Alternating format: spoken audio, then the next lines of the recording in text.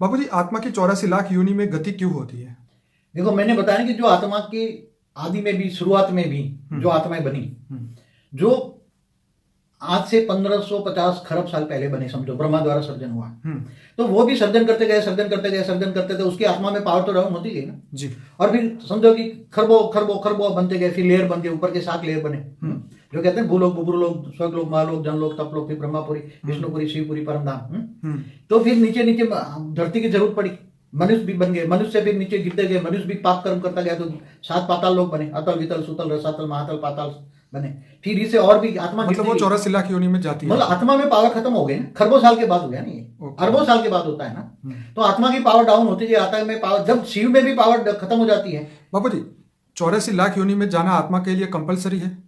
आत्मा की ऑटोमेटिक जाती है ना, उसमें को क्या हर आत्मा जाती है? आत्मा जो जैसे कर्म करती है, देखो कर्मों के आधार पे, कर्मों की फिलोसफी समझना पड़ेगा, थियरी ऑफ कर्म समझना पड़ेगा।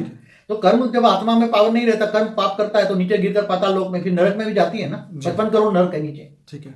तो आत्मा तो जाती है, फिर उसको एक बार चांस मिलता है मनुष्य अवतार में आने का। बाबूजी, अब बात करते हैं सोल जर्नी के बारे में, मृत्यु लोक से अमर लोक, इसमें आप बताइए आत्मा कैसे मृत्यु लोक में आती है और कैसे वापस अमर लोक? जब आत्मा अच्छे कर्म करती है, उसमें आत्मा का ज्ञान होता है, आत्मस्वरूप बनकर परमात्मा से ज्ञान लेता है, ऑलमाइटी अथॉरिटी को जानता है, मानता है, और उसे आत्मा में पावर आता है। तो आत्मा में इतनी पावर आती है कि वो धीरे धीरे कर्मातीत अवस्था की ओर जाती है, और स्थूल सूक्ष्म शरीर लेकर ऊपर एक लोक से, पहले लोक से दूसरे लोक, तीसरे लोक, ऐसे जनलोक, महालोक, जनलोक तक जाती है धीरे धीरे। फिर ब्रह्मापुरी, विष्णुपुरी, शिवपुरी से होकर परमधाम चली जाती है। जी बाबूजी, आगे क्वेश्चन वही यही था कि ये सब मैंने महाकाल प्रलय की एक वीडियो है, उसमें बुक में भी बताया हुआ है, सारे पिक्चर के साथ। जी, बाबूजी की एक बुक है अनंत कोटि ब्रह्मांडों का महाकाल प्रलय, उसका पार्ट 1 और 2 दोनों ही वीडियो बने हुए हैं, और इसके ये जो बुक है हमने फ्री रखी है PDF के फॉर्म पे, वो हमारी वेबसाइट से आप डाउनलोड कर सकते हैं। बाबूजी, क्या आत्मा की मृत्यु होती है? इसका जवाब आपने दे दिया, लेकिन मैं यहाँ पे ये पूछना चाहूंगा, क्या हर आत्मा की मृत्यु होती है? देखो,